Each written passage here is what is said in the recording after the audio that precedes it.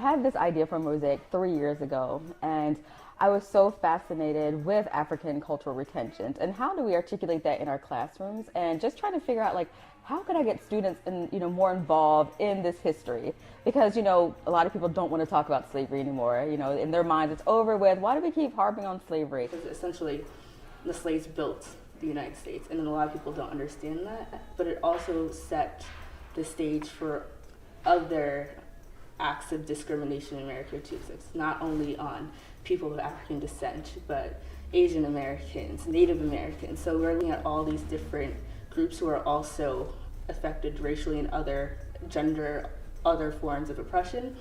But how do you then experience history? And a history that is so wrought, so emotional, so hard to deal with still. And so I figured, let's go first to Ghana, because that's where they have preserved two slave castles, Elmina Castle and Cape Coast Castle. And I wasn't really sure how the students would really respond to being in those spaces.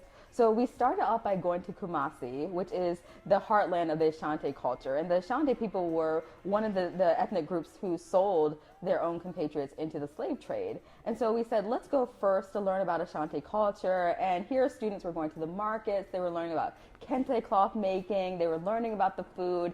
And it was really pleasant. And so I said, this is really, if thinking about this psychologically, this is what the lives of Africans were every day. Enjoying life, providing for their families, markets, going to markets.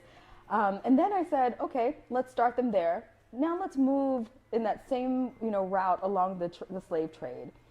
So we left Kumasi and we went to Asan Manso.